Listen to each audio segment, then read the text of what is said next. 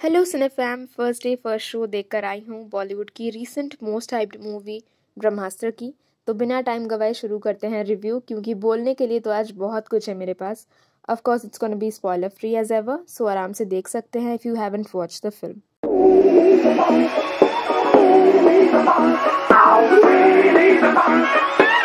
ब्रह्मास्त्र part 1 कहानी है शिवा की, और किस बारे में है वो तो आप ट्रेलर में देख ही चुके हैं।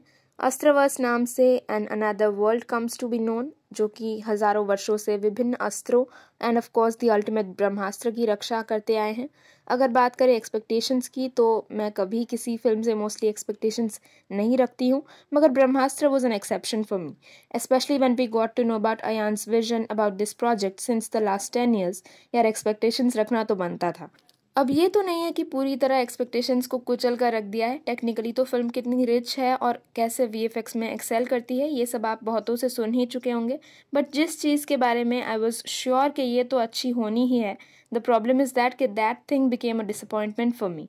येस, परफॉर्मेंसेस के बारे में अगर कहूँ तो मुझे लगा था कि ब्रिलियंट ही होंगी, मगर जिस लेवल की परफॉर्मेंसेस मूवी के लीड से हमें देखने को मिली हैं, उसके बाद कहने को कुछ और बचा है नहीं। और ऐसा भी नहीं है कि ये लोग बहुत बुरे एक्टर्स हैं और इनकी वजह से फिल्म बिगड़ गई है।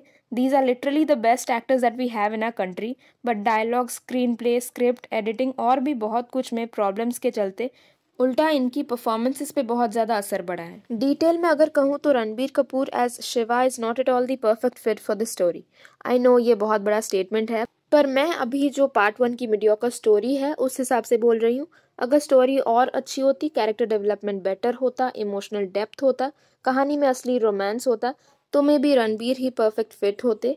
But in this confusing setting of the world created by Ayan Mukherji, किसी ऐसे को होना चाहिए था जिसे लाउड एक्टिंग आती हो, जो साउथ में लगभग हर एक्टर को आती है। नेवर माइंड, बट रणबीर के भी पास्ट कैरेक्टर्स के जो हैप्पी गो लकी नेचर होता है वो भी है शिवा में, बट जो लार्जर कॉन्टेक्स्ट के लिए चाहिए वो है that loud acting and that little bit of heroic attitude which obviously Ranbir lakhs.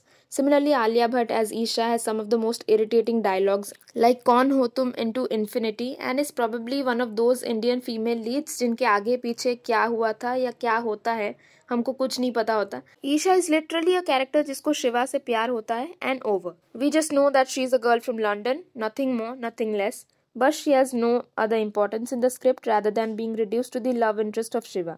I think flaws की बात करना यहीं से शुरू करना ही ठीक रहेगा। So number 1, the biggest flaw of the film is the love story.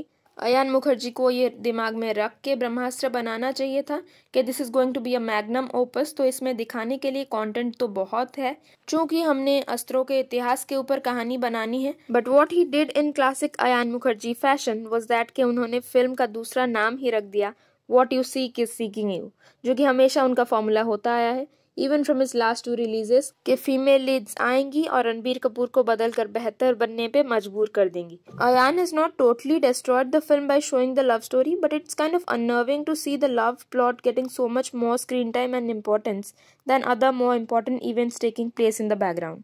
Number 2, Alia और रणबीर की जोड़ी अनडाउटेडली सबको बहुत पसंद है and it's beautiful too, but मेरे हिसाब से केमिस्ट्री जीरो है। Of course I am talking about the film. वैसे तो दोनों रियल लाइफ कपल हैं, ऑफ कोर्स केमिस्ट्री तो रियल में होगी ही, but to my surprise film में उन दोनों की जोड़ी इतनी मिसमैच लगती है। At least I am not paying for any movie further जिसमें Alia and Ranbir are playing love interest. अरे हाँ, पर पार्ट 2 देव देखने जाऊंगी। हाँ, of course not that pumped up after this mediocre product, but कहीं ना कहीं लगता है कि पार्ट 2 की स्टोरी सॉलिड होने वाली है। अब एग्जीक्यूशन का पता नहीं अयान और करण क्या ही कर देंगे, बट ऑफ कोर्स एफर्ट्स और टेक्नीशियंस की 10 साल की मेहनत के लिए ज़रूर जाएंगे, वाई नॉट। आप लोग कमेंट्स में बताओ आप लोगों ने पार्ट 1 देखा या नहीं, और पार्ट 2 देखने के बारे में क्या इरादा है। नंबर 3, मैंने चाहे ब्रह्मास्त्र का ट्रेलर देखने के बाद कितना ही हाई एक्सपेक्टेशन सेट कर लिया हो, पर एक बात का डर हमेशा से था कि विजुअल्स और वीएफएक्स पर इतना ज़्यादा फोकस करते करते कहीं स्टोरी लाइन कॉम्प्रोमाइज़ ना हो जाए, मगर जिस बात का डर था हुआ वही। नंबर 4, फिल्म देखने के बाद ये बात कुछ हजम नहीं हुई कि 10 साल से अयान और उनकी टीम रिसर्च कर रहे थे और अपनी स्किल्स को एनहांस करते करते फिल्म बना रहे थे, क्योंकि भाई रिसर्च मेरे ख्याल से तो बड़ी पुअर है। फैंटेसी फिल्म जॉनरे को एक्सप्लोर ही नहीं किया गया। मतलब काम चलाऊ है, डेफिनेटली बहुत ज़्यादा बेटर हो सकती थी. Because for example when I decide to write a script for a video then the research takes the maximum time, probably less than a day. तो definitely research of 10 years here is not up to the mark. और जो 410 crores की picture बनी है वो भी average ही बनी, क्योंकि पता चलता है जो मेन चीज़ है स्टोरी उस पर कॉम्प्रोमाइज़ किया गया है. तो भाई फिल्म चाहे 40 करोड़ की बनाए या 400 की, कंटेंट इज किंग. यानी कि स्टोरी में अगर दम नहीं है तो बात नहीं बनेगी. बेसिकली फ्रस्ट्रेटेड इसलिए फील कर रही हूँ क्योंकि जो फिल्म बॉलीवुड के लिए ग्राउंड ब्रेकिंग या पाथ ब्रेकिंग या मेक इट और ब्रेक इट थी वही आज अप टू द मार्क नहीं बन पाई है. नंबर 5. बहुतों से आप सुनेंगे कि साउंड ट्रैक बड़ा ही कमाल का है, बट मैं तो कहूँगी कि इंटरवल के बाद सब फीका है. चाहे देवा देवा हो या Rasiya, nothing works because the story starts to bore people because it reaches literally nowhere. उल्टा आई फील कि अगर इंटरवल के बाद सॉन्ग्स छोटे होते and the editing would have been tighter then people would have stepped out satisfied from the theatres. Number 6. Simply one of the worst climaxes I have ever seen. आप लोग film देख लें and then we can discuss it in the comments. मतलब जितना satisfying और अच्छा interval उतना ही disappointing climax. Apart from all these several logicless scenes ने भी दिमाग खराब किया. Mindless अनटाइम्ड comic punches were very irritating and of course execution तो एक बहुत बड़ा फैक्टर है. That why Brahmastra is only limited to Ayan's dreams and visions and not to the big screens for sure. उफ, इतने फ्लॉज और नेगेटिव्स शायद पहली बार किसी फिल्म के बारे में बताए मैंने. शायद थोड़े एक्सपेक्टेशंस थे इसलिए. बट नहीं, ऐसा बिल्कुल नहीं है कि फिल्म बहुत बुरी है. In fact, there are quite a few factors which will compel you to watch it once in a lifetime. So, the good. Number 1. ब्रह्मास्त्र एक ऐसी विजुअली अपीलिंग फिल्म है जो डेफिनेटली इंडिया में तो पहली बार देखने को मिलेगी. VFX और स्पेशल इफेक्ट्स इतने लाजवाब हैं कि इन्हें देखने का मज़ा बड़े पर्दे के अलावा और कहीं नहीं आएगा. It is literally going to be a never seen before experience for audiences as far as Indian films are concerned. Number 2. The supporting cast is breathtakingly brilliant. Nagarjuna as the artist aka Nandi Astra and Mr. Khan as the scientist aka Vanar Astra are the USP of the film. At least किसी और reason के लिए नहीं तो इन दोनों के लिए तो फिल्म आपको देखनी ही चाहिए. एंट्रीज और एक्शन सीक्वेंसेस पर जो हूटिंग विसल्स और तालियां, उफ, मन तो कर रहा है कि रिविजिट अभी कर लूँ सीन्स को. Apart from them Moni Roy has played the evil Junoon to perfection and so did her sidekicks. Absolutely loved her portrayal along with the apt expressions and voice modulations. People calling her Sasti Scarlet Witch and mocking her should first go to watch the movie and then talk. Number 3.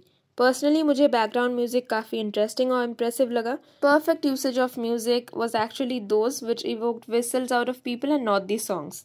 Number 4. The film thoroughly leaves you spellbound and keeps you hooked till the intermission. Honestly, Brahmastra had one of the best interval scenes I've ever witnessed. तो मेरे तरफ से तो I'll recommend you to watch Brahmastra Part 1 Shiva for these factors or solely for supporting the efforts of all the esteemed hardworking technicians who have created this world of Astras.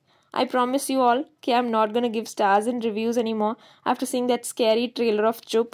पर वो tradition चुप के review के साथ start करूंगी. अभी तो for Brahmastra I have 3.5 stars out of 5. The film is probably UA rated और मेरे ख्याल से apart from that single kissing scene in the film, you have got nothing in the film which you can't watch with your typical traditional Indian family.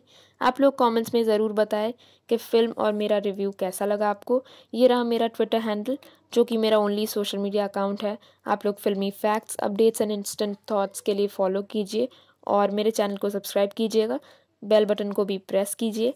ढेर सारा प्यार आप सबको video को यहाँ तक देखने के लिए. ऐसे ही देखते रहिए मेरे चैनल को. वैसे इस रोमांस में तो मज़ा नहीं आया होगा, but you can click on your left to know more about the world of romance in movies and to know about the best and the most underrated actors, you can click the video on the right. See you all in the next video. Lots of love and thanks to all of you for watching.